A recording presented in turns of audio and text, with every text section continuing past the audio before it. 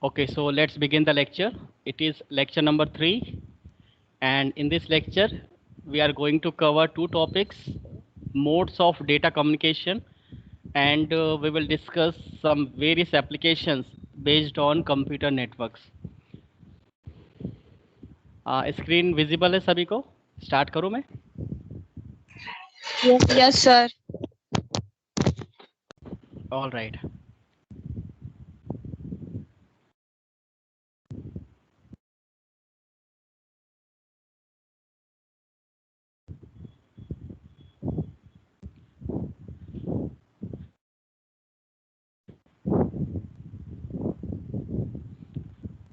So various modes of data communications. That means we are talking about the data flow.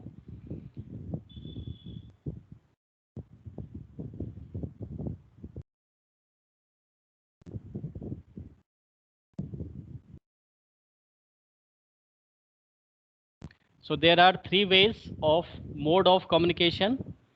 We can flow the data, we can flow the frames or packets in network with different three techniques.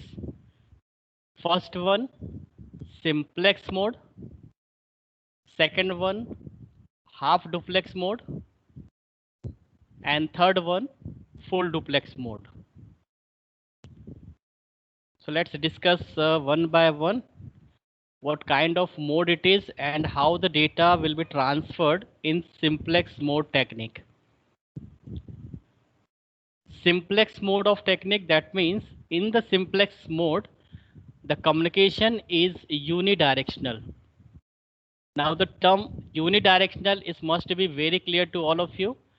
When we transfer the data or we deliver the data in a single direction, then this kind of data transferring is called unidirectional.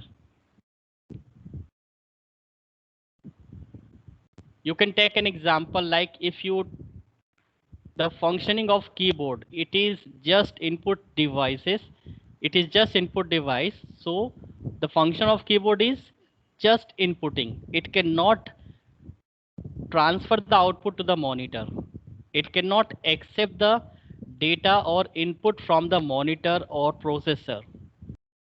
So it is only one task that it can only inputting, it can only give input to the processor, it can only give input to the into the memory and monitor. So this is unidirectional kind of nature and unidirectional kind of flow. So in simplex mode, the communication is unidirectional. That is very important terms. As on a one-way street, only one of the two devices on a link can transmit, the other can only receive. So if we have two devices, then only one devices can transfer the data, only one devices or one link can transmit the data, other device can only receive the data, right? Keyboard and traditional monitor are example of simplex mode of communication or simplex kind of devices. So as I gave you example like keyboard, it is only inputting the values. It cannot accept the values. It cannot receive the values from other devices. And traditionally monitor, if you observe the functioning of monitor, it is also having the same nature. It can only receive the input. It can only display the data on monitor. It cannot provide the information to other devices. So it can only display the data. That is only one task that is being done by the monitor. So input. So the example we can take simplex mode of communication. The example of simplex mode of communication is the functioning of keyboard and the functioning of monitor. The simplex mode can use the entire capacity of channel to send data in one direction. Because the other devices are not active, it can only receive the data. Only one device, both of them can send the data. So all the capacity, all the bandwidth of the channel will receive by or will used by only one devices. So we will talk about the channel and bandwidth and the capacity in the next incoming lectures. You just understand that channel is just a path where the data is to be traveled, right? And the bandwidth is the total capacity of the data will decide the bandwidth of the data, right? How much data we can transfer in a single channel. So channel is nothing, just a path, and the bandwidth is nothing, just the capacity of data. So in simplex mode of communication, the entire capacity of channel to send the data in one direction. So this is how simplex mode of communication takes place in the network and some examples of simplex mode of communication. I hope you understand. Now let's take another mode of communications. So again, we have two devices, transmitter and receiver. Transmitter can transmit the data, receiver can receive the data. Other devices which we consider as a receiver can also transmit the data, and first devices which we have considered transmitter, it can also receive the data. But at a time only one devices can transmit, and at a time only one devices can receive. If one devices is start transmitting the data, other devices must receive the data. It cannot transmit the data simultaneously. So this kind of communication is called half duplex communications, where two modes are available, two path is available, but only one path is activated at a time. So let's discuss what we have right in the half duplex mode of communication. In half duplex mode, each station can both transmit and receive, but not at the same time. So as I told you, we have two stations, we can have two devices, but in the both devices, the transmission will start by only one devices at a time. Both devices cannot start the transmitting of information at the same time. That is the point which we have to keep in mind. In the half duplex, only one device can initiate the data transmission. Both the devices never be initiate the data communication at the same time. When one device is sending, the other can only be received, and vice versa. So if one device is start sending the data, other device must receive the data. It cannot originate, it cannot initiate the data transferring at the same time. And the same way, if other device initiate the data transferring, then the first device must receive the data. It cannot start transmitting the data to the other device. So this kind of data communication is called half duplex communication. The half duplex mode is like one lane road. We can have a real example, a real life example. One way road where some sir vehicles, yes, sir वो ऊपर की line में वो vice versa का मतलब क्या है? vice versa means इसका opposite भी true नहीं है. मतलब वाइस वर्सा तब लिखा जाता है जब इसका अपोजिट हमें ट्रू करवाना है. जैसे one device is sending the data and other devices receive the data, and vice versa, other devices can transmit the data or sending the data, and first devices will receive the data. तो इस पूरे statement को repeat हमें करना है, तो हम directly लिख सकते हैं वाइस वर्सा. Okay sir. और अगर आपको वाइस वर्सा नहीं लिखना है तो आपको यहाँ पे क्या लिखना होगा, other devices can transmit the data and first devices receive the data. इतना बड़ा स्टेटमेंट हमें यहाँ पे लिखना होगा.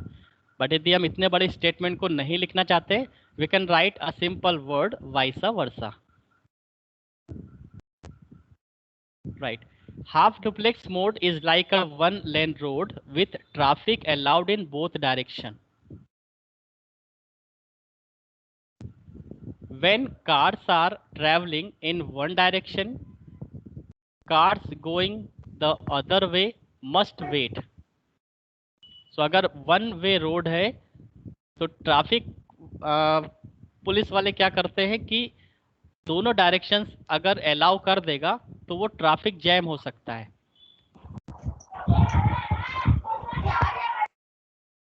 सो वो लोग क्या करते हैं, अलाउ करते हैं केवल एक ही डायरेक्शन में। अगर इनकमिंग चालू रखा है तो आउटगोइंग बंद कर देंगे, आउटगोइंग अगर चालू रखा है तो इनकमिंग बंद कर देंगे, क्योंकि टोटल जो पाथ है, जो रोड है, उसकी बैंडविड्थ नहीं बदल सकती। वो रोड तो उतनी ही चौड़ी रहेगी जितनी है। अगर 20 फीट की रोड है तो उस 20 फीट की रोड में अगर एक व्हीकल निकल सकता है तो एक व्हीकल को ही जाने की परमिशन रहेगी।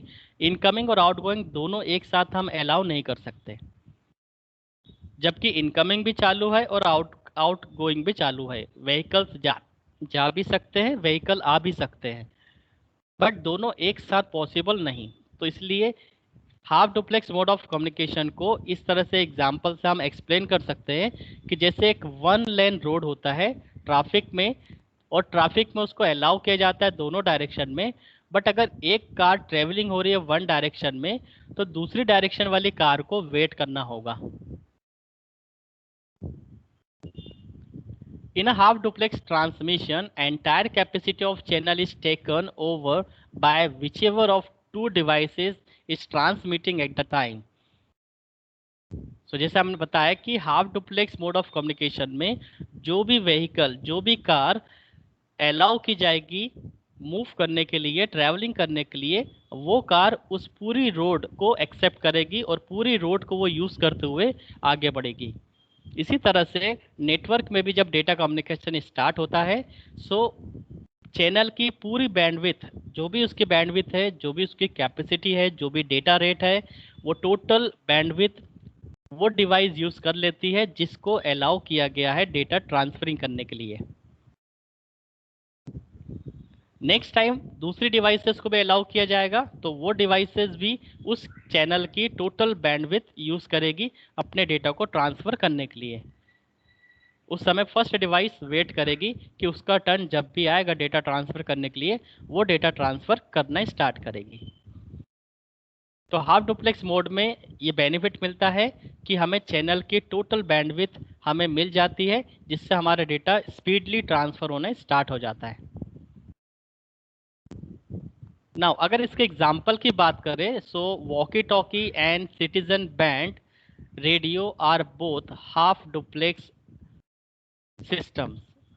सो वॉकी टॉकी आपने देखा होगा, सबसे पॉपुलर एग्जांपल है वॉकी टॉकी का, कि अगर एक पर्सन उस वॉकी टॉकी पे मैसेज करता है तो दूसरा हमेशा सुनेगा, उसको लिसन करेगा, वो बीच में बोल नहीं सकता।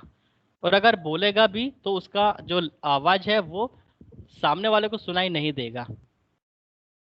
तो वॉकी टॉकी में हमेशा कुछ कीवर्ड को यूज़ करके वन वे कम्युनिकेशन किया जाता है।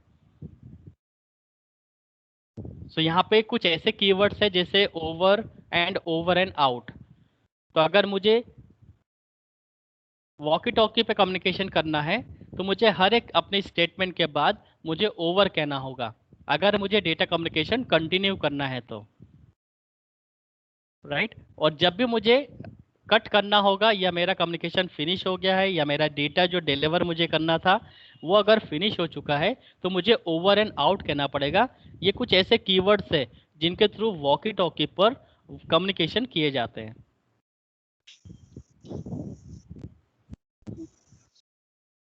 The half duplex mode is used in case where there is no need for communication in both the direction at the same time. Half duplex mode of communication वहाँ use किया जाता है जहाँ पर हमें केवल एक ही डायरेक्शन में डेटा कम्युनिकेशन करने की रिक्वायरमेंट है एक समय पर, और उसकी एंटायर कैपेसिटी उस चैनल की यूटिलाइज हो जाती है उस पर्टिकुलर डायरेक्शन में, जिस भी डायरेक्शन में हम डेटा कम्युनिकेट करना स्टार्ट करते हैं। तो यहाँ पे सेम चीज़ रिपीट हुई है। तो हाफ डुप्लेक्स मोड में आपको इतनी बातें याद रखनी है कि ये है तो टू वे कम्युनिकेशन, बट एक समय पर एक ही डिवाइस डेटा को ट्रांसफ़र करना स्टार्ट करेगी। दूसरी बात इसमें ये ध्यान रखना है कि कोई भी डिवाइस डेटा को कम्युनिकेट करना स्टार्ट कर सकती है, डेटा को ट्रांसफ़र करना स्टार्ट कर सकती है।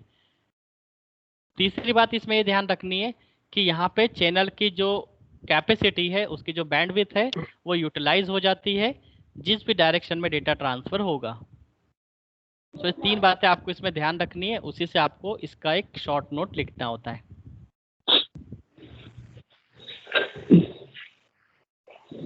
माइक सर ओपन है किसी का, चेक करो। हाँ बोलो। सर सर इस हाफ डुप्लेक्स में सर हम ट्रेन का एग्जांपल डाल सकते हैं कि एक ही वे में ट्रेन आ रही है तो दूसरी नहीं आ सकती, मतलब। बिल्कुल डाल सकते हैं, सही एग्जाम्पल है। यदि उसी ट्रैक पे दूसरी ट्रेन अलाउ कर देंगे आउट आने के लिए, तो वो तो क्रैश हो जाएगी, एक्सीडेंट हो जाएगा।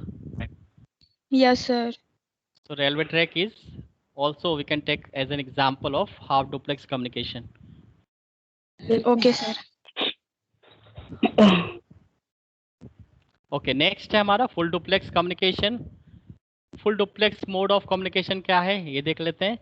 इन फुल डुप्लेक्स मॉडल और modes of communication, both station can transmit and receive simultaneously.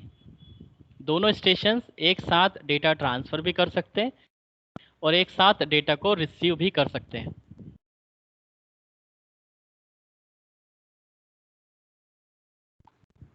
The full duplex mode is like a two-way street with traffic flowing in both the directions. At the same time, in full duplex mode, signal going in one direction share the capacity of link.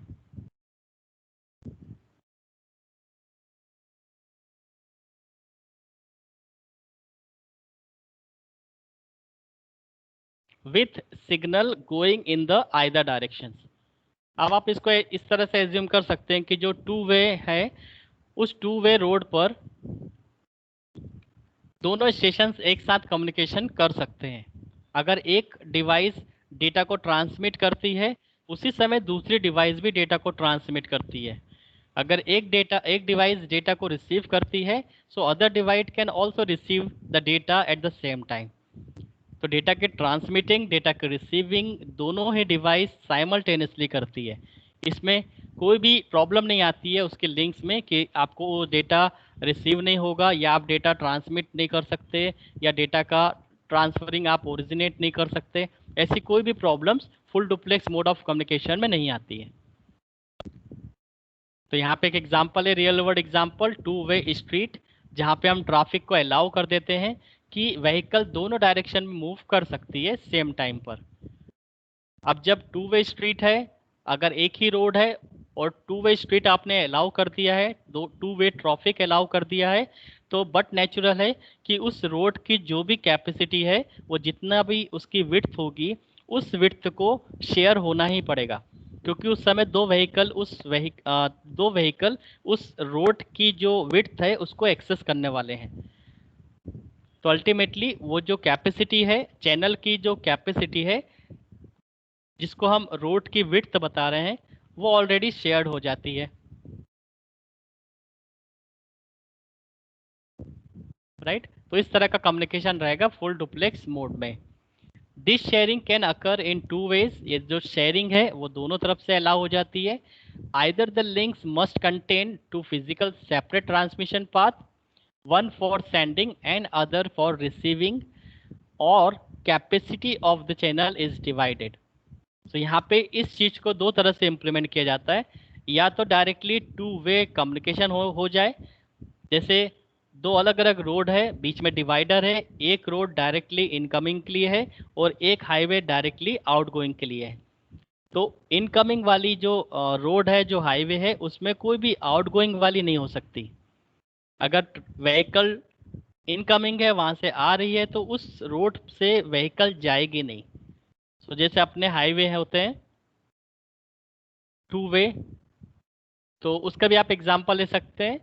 इससे benefit ये होगा कि data की जो transferring की जो speed है वो काफ़ी बढ़ जाएगी, और व्हीकल बहुत स्पीडली मूव कर सकते हैं और अपने डेस्टिनेशन तक पहुंच सकते हैं। यही कॉन्सेप्ट नेटवर्क में भी यूज होता है कि अगर वो टू वे कम्युनिकेशन करता है और वो चैनल की कैपेसिटी को शेयरिंग नहीं करता है, उसको डिवाइड नहीं करता है, तो उसका डेटा ट्रांसफरिंग बहुत फास्ट होगा।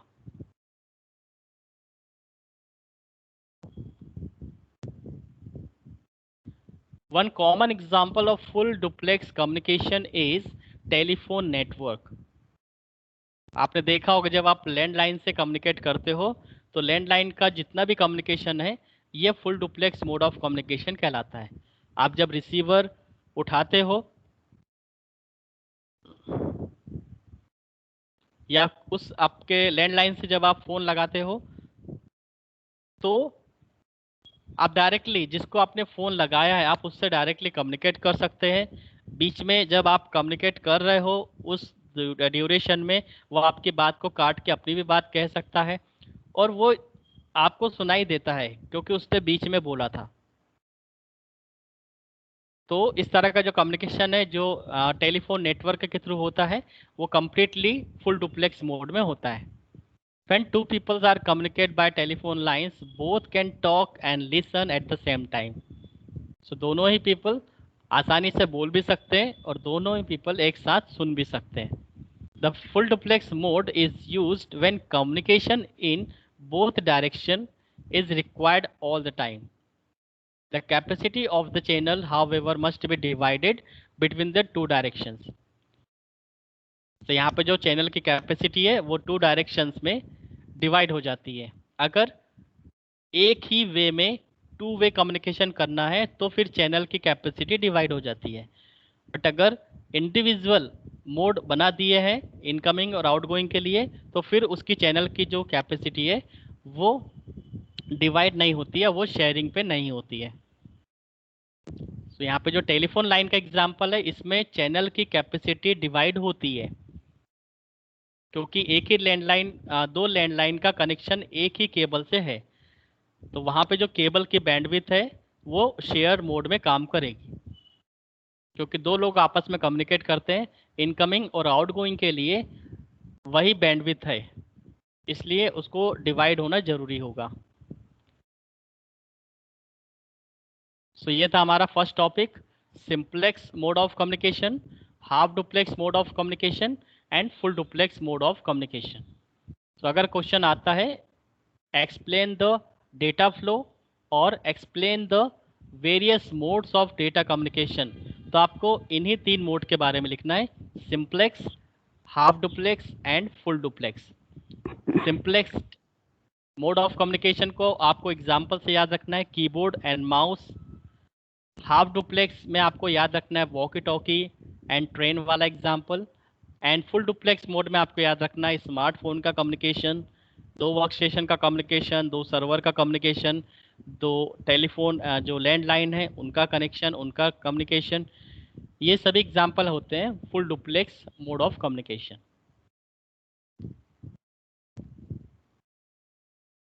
Now let's move to the second topic, explain the various application used in computer network.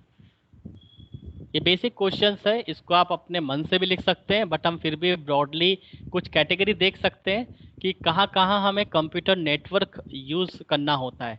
हम ऐसी कौन कौन सी डेली लाइफ में ऐसे एप्लीकेशंस यूज़ करते हैं जहाँ पर कंप्यूटर नेटवर्क की रिक्वायरमेंट है। So uses of computer network, first business application, home applications, mobile users and social issues. यदि हम बिजनेस एप्लीकेशंस ऑफ नेटवर्क की बात करें कि नेटवर्क का यूज़ ऐसी कौन कौन से बिजनेस एप्लीकेशन में होता है, तो फर्स्ट है चेक बैंक अकाउंट।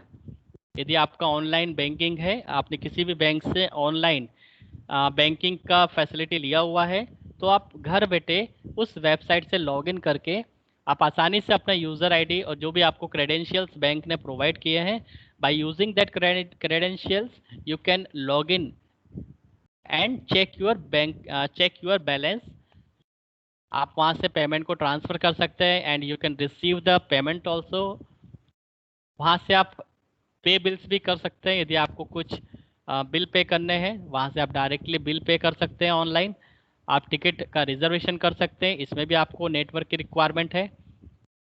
अगर बड़ी बड़ी कंपनियों के ऑफिसेस हैं उनको भी आपको जोड़ना है, आपको कनेक्ट करना है, तो आपको नेटवर्क की रिक्वायरमेंट होगी। रिसोर्स शेयरिंग करना है तो भी आपको नेटवर्क की रिक्वायरमेंट होगी, जैसे मैंने आपको प्रिंटर का एग्जांपल लिया था, स्कैनर का एग्जांपल लिया था। यदि आपको ईमेल करना है तो भी आपको नेटवर्क की रिक्वायरमेंट होगी। वीडियो कॉन्फ्रेंसिंग करना हो जैसे अभी हम लोग कर रहे हैं तो भी हमें नेटवर्क की रिक्वायरमेंट है। ई कॉमर्स की वेबसाइट हमें यूज़ करना है, हमें कुछ प्रोडक्ट परचेस करने हैं, हमें रिप्लेस करने हैं, कुछ नए प्रोडक्ट परचेस करने हैं। तो ई कॉमर्स की जितनी भी वेबसाइट है, जो अमेज़ॉन है, फ्लिपकार्ट है, मिंत्रा है, ये सभी जितनी भी वेबसाइट्स हैं, ये सभी ई कॉमर्स की वेबसाइट कहलाती हैं और इनको इंटरनेट के थ्रू ही चलाया जाता है और जो कस्टमर है वो इंटरनेट के थ्रू ही किसी ना किसी प्रोडक्ट को परचेस करते हैं। सो ये कुछ बिजनेस एप्लीकेशंस है नेटवर्क की जो मोस्ट पॉपुलर है और आप लोग सभी इसको यूज़ भी करते हो, आई होप। सेकेंड एप्लीकेशन है होम नेटवर्क में। अब आप घर पर इंटरनेट को यूज़ कैसे करते हो, घर पर नेटवर्क की रिक्वायरमेंट क्या है। बिजनेस एप्लीकेशन में समझ आता है कि इसमें से काफ़ी कुछ तो कमर्शियल है और कुछ नॉन कमर्शियल है। तो नॉन कमर्शियल में हम होम नेटवर्क को यूज़ कर सकते हैं। इसका एग्जांपल क्या हो सकता है, access to remote information like P2P, digital libraries, newspaper, blog, ये सब हम होम नेटवर्क एप्लीकेशंस में कर सकते हैं। इसमें लर्निंग ऑनलाइन करना हो, जैसे आप किसी रिमोट मशीन को लॉगिन करते हो, एक्सेस करते हो और आप ऑनलाइन टीचिंग करते हो, जैसे आप यूट्यूब पर लर्न करते रहते हो कुछ ना कुछ टॉपिक जो भी आपको मिलता है, या जो भी आपका सपोज प्रेजेंटेशन है या आपका इंटरव्यू है, तो आप ऑनलाइन सर्च करना स्टार्ट कर देते हो। फिर आपको जो भी कंटेंट यूज़फुल मिलता है वो आप डाउनलोड कर लेते हो। डाउनलोड करने के बाद आप उसको स्टडी करना स्टार्ट कर देते हो। कई सारी पीडीएफ, कई सारी ई बुक जिसको हम डिजिटल लाइब्रेरी बोलते हैं, वो भी इंटरनेट पर अवेलेबल है। आप डायरेक्टली उसको भी डाउनलोड करके स्टडी स्टार्ट कर सकते हो। ऑनलाइन न्यूज़पेपर अवेलेबल होते हैं, हमें कोई ज़रूरी नहीं है कि फ़िज़िकल न्यूज़पेपर लगाएं और उसको पेमेंट करें। ऑनलाइन न्यूज़पेपर भी अवेलेबल होते हैं। कुछ अलग अलग कैटेगरी वाइज ब्लॉग्स अवेलेबल होते हैं जिसमें हमेशा अपडेटेड इन्फॉर्मेशन एक्सपर्ट लोग उसमें, जो ब्लॉगर्स होते हैं वो उसमें अपलोड करते रहते हैं, तो वो भी डिटेल हमें अपडेटेड मिलती जाती है। पर्सन टू पर्सन कम्युनिकेशन की बात करें तो आप चैटिंग करते हैं, फ़ोन पे वीडियो चैट करते हैं, मैसेजेस करते हैं। इंटरेक्टिव एंटरटेनमेंट की बात करें तो आप गेम खेलते हैं, मूवीज़ देखते हैं, वीडियो सॉन्ग सुनते हैं। इलेक्ट्रॉनिक कॉमर्स की बात करें तो आप काफ़ी मेल वगैरह करते हो जो कि आ, किसी तरह की रिक्वायरमेंट को फुलफ़िल कर सकता है। आप ऑफिस के लिए मेल कर सकते हो, आप अपने फ्रेंड को मेल कर सकते हो, आप कुछ डेटा उनको ट्रांसफ़र कर सकते हो मेल के थ्रू। तो ये कुछ होम नेटवर्क एप्लीकेशंस हैं। नाउ मोबाइल नेटवर्क यूज़र्स में क्या क्या आ सकता है। So communication of wireless networks and mobile computing. Wireless parking meters आपने देखा होगा कि अहमदाबाद में और दूसरी अलग अलग जो कंट्री है, जो बड़ी बड़ी सिटीज़ है, मेगा सिटीज़, वहाँ पर वायरलेस पार्किंग की फैसिलिटी अवेलेबल हो चुकी है। और ये सब मीटर्स आजकल हमारे व्हीकल्स में भी आने स्टार्ट हो गए हैं, जो इंडिकेट करते हैं एक साउंड बीप के थ्रू कि कितने मीटर के डिस्टेंस पर पीछे वॉल आने वाली है। क्योंकि हम जब रिवर्स लेते हैं कार में और पार्किंग करते हैं तो हो सकता है हमारी कार उस वॉल से टकरा जाए, जिससे हमारी कार को डैमेज हो सकता है, राइट। तो वायरलेस पार्किंग मीटर्स का हेल्प करके हम प्रॉपरली कार को, अपने व्हीकल को पार्क कर सकते हैं और वो हमें प्रॉपर इंडिकेट भी कर देता है कि कितने मीटर पर आपको स्टॉप करना है ताकि आपकी जो कार है वो डैमेज ना हो। और साथ ही साथ हमें ये भी पता चल जाता है कि कौन सी लोकेशंस खाली है।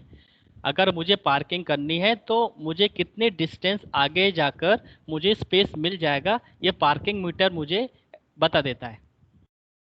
तो वायरलेस पार्किंग मीटर का यूज़ यहाँ पर किया जाता है। रेंटर कार्स ऑन बिजी एयरपोर्ट। इतना बिजी एयरपोर्ट पर हमें अगर कार रेंट से लेनी है तो वो भी हम नेटवर्क की मदद से कर सकते हैं। Food, drink and other vending machines, आपने देखा होगा कि आजकल मैक्सिमम वेबसाइट पर और मोबाइल ऐप्स पर ये सब फैसिलिटी अवेलेबल है। आपको अगर कोई फूड ऑर्डर करना है, कोई ड्रिंक ऑर्डर करना है, या कोई अलग वेंडर मशीन्स या ऑर्डर करनी है, तो आप आसानी से देख सकते हैं, ऑर्डर कर सकते हैं। पीडीए जितने भी पर्सनल डिजिटल एडॉप्टर है, जो कि रिप्लेसमेंट है प्लास्टिक करेंसी का, वो भी आप यहाँ पे कर सकते हैं। तो ये तो कुछ मोबाइल की एप्लीकेशंस है जिसके थ्रू आप नेटवर्क को यूज़ करके आपकी लाइफ को काफ़ी लग्जरी और काफ़ी कन्वीनियंट बना सकते हैं। इसके बाद आता है सोशल इश्यूज़। सोशल इश्यूज़ में डिस्कशन अबाउट पॉलिटिक्स।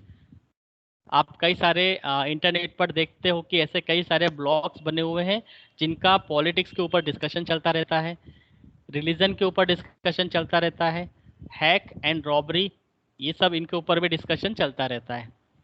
तो ये सोशल इश्यूज़ हैं जिसमें भी इंटरनेट की रिक्वायरमेंट होती है। आज कहीं भी अगर चुनाव होता है तो बिना नेटवर्क के वो उस चुनाव को जीत नहीं सकते। इतनी ज़्यादा डिजिटल उनकी नेटवर्किंग चलती है, इतना ज़्यादा उनका एडवर्टाइजमेंट चलता है ऑनलाइन और ऑफलाइन दोनों, तभी वो चुनाव जीत पाते हैं। सो सोशल इश्यूज में हम वो सभी एडवर्टाइजमेंट लिख सकते हैं जो कि चुनाव वाली जो कमेटी है वो करती है। तो इसके अलावा और भी बहुत सारे फील्ड है जहाँ पर नेटवर्क का यूज़ होता है। हम मेडिकल फील्ड में भी देख सकते हैं कि मेडिकल फील्ड में नेटवर्क का यूज़ कहाँ होता है। ये जो बड़ी बड़ी मशीनें हैं, जो CT scan, MRI scan, x ray, ये सब जो डेटा रिसीव करती है, डेटा ट्रांसमिट करती है, वो सब नेटवर्क के थ्रू ही होता है। रिपोर्ट्स का ट्रांसफ़र होना, रिपोर्ट अहमदाबाद से आती है, तो यदि फिजिकली रिपोर्ट आने लगी अहमदाबाद से, तो सोचो कितना समय लगेगा। जबकि डेटा डायरेक्टली मशीन यहाँ से ट्रांसफ़र करती है और अहमदाबाद वाले सेंटर से डेटा को रिसीव करके तुरंत 1 घंटे 2 घंटे के अंदर हमारी रिपोर्ट जनरेट हो जाती है, सीटी स्कैन की, एमआरआई स्कैन की। सर स्क्रीन विजिबल नहीं है। स्क्रीन विजिबल नहीं है, ओके। मेरे में ऐसा है। स्क्रीन तो विजिबल है, ओके, फिर से करता हूँ मैं। सर कुछ नहीं दिखता, फिर से शेयर करो तो।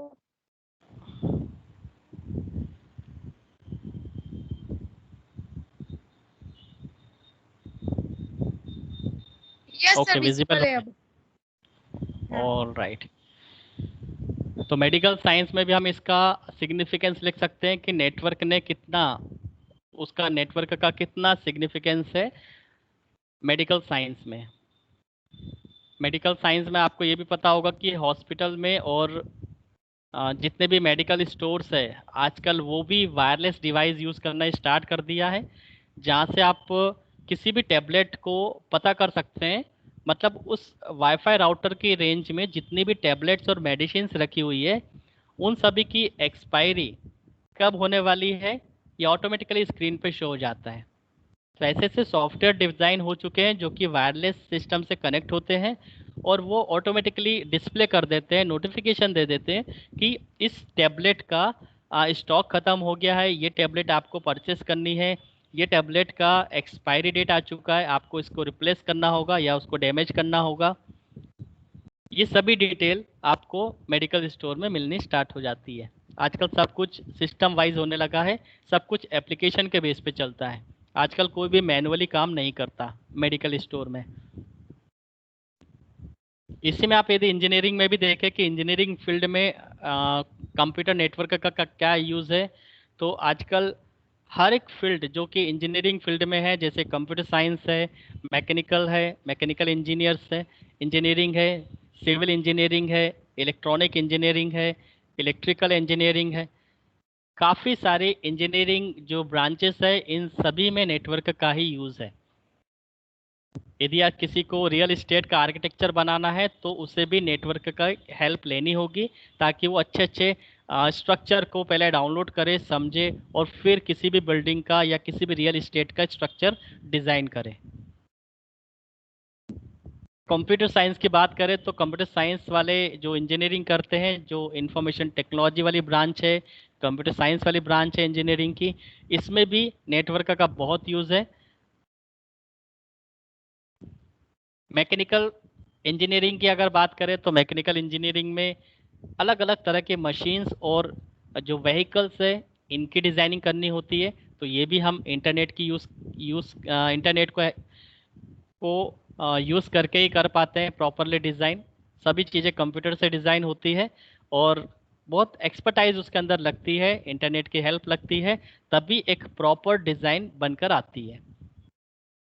और अगर डिज़ाइन प्रॉपर नहीं हो तो शायद वो व्हीकल मार्केट में लॉन्च भी ना हो, और अगर लॉन्च हो भी गई तो वो फिर सेल नहीं हो पाएगी, तो कंपनी को इससे काफ़ी लॉस भी हो सकता है। और वही आप देखते हैं कि एक से एक ब्रांड और एक से एक मॉडल में जो व्हीकल्स है, फोर व्हीलर, टू व्हीलर्स, नए नए लॉन्च होते जाते हैं अलग अलग डिज़ाइन के साथ। तो ये इंजीनियरिंग में इसका बेनिफिट है, मेडिकल साइंस में इसका बेनिफिट है, मिलिट्री में इसका बेनिफिट है। बटालियन को अगर एक तरह से इंफॉर्मेशन ट्रांसमिट करनी है तो बिना नेटवर्क के वो इंफॉर्मेशन ट्रांसमिट नहीं कर सकते, उनको भी नेटवर्क की रिक्वायरमेंट होती है। तो ब्रिटिश कंपनियों ने स्टार्ट किया था हमारे आरपानेट से। तो आरपानेट एक ऐसा नेटवर्क था जिन्होंने बटालियन को आपस में कनेक्ट किया था, और ब्रिटिश जितने भी अंग्रेज हैं वो लोग आपस में कम्युनिकेट कर पाते थे आरपानेट के थ्रू। तो उन्होंने एक छोटा सा नेटवर्क डेवलप किया था जिसको हम आरपानेट कहते थे। तो मिलिट्री में भी इसका बहुत ज़्यादा इम्पोर्टेंट रोल है कि एक बटालियन कब शिफ्ट हो रही है, कौन अटैक करने वाला है, अटैक करने के लिए किस बटालियन का मूव स्टार्ट हो चुका है।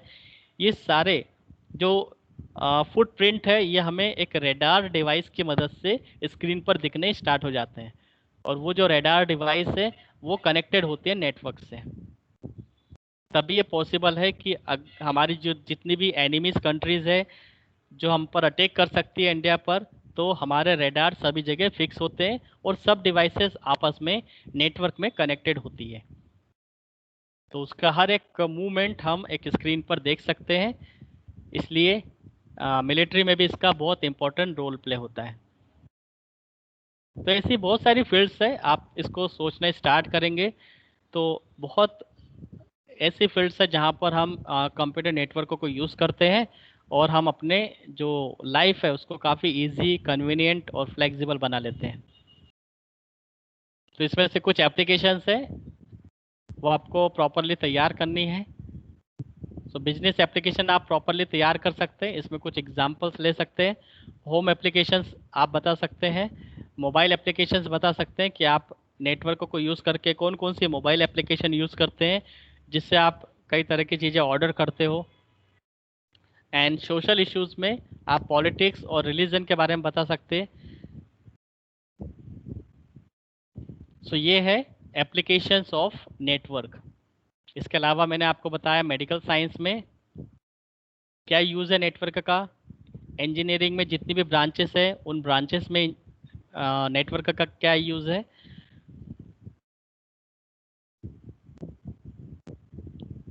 नेक्स्ट लेक्चर में हम लोग डिस्कस करेंगे टाइप्स ऑफ नेटवर्क, जो पर्सनल एरिया नेटवर्क है, local area network, metropolitan area network and wide area network.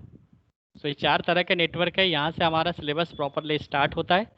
But किसी भी तरह के नेटवर्क में अल्टीमेटली डेटा का कम्युनिकेशन होता है, डेटा की एक्सचेंजिंग होती है।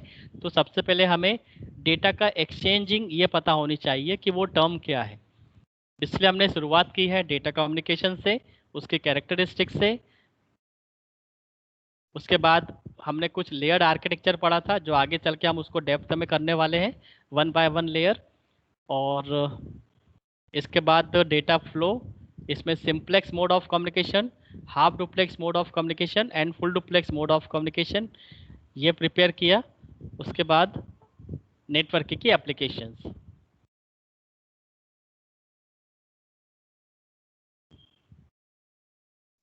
सो आज मैं इतना ही कंटेंट रखता हूँ। नेक्स्ट लेक्चर में हम लोग डिस्कस करेंगे टाइप्स ऑफ नेटवर्क।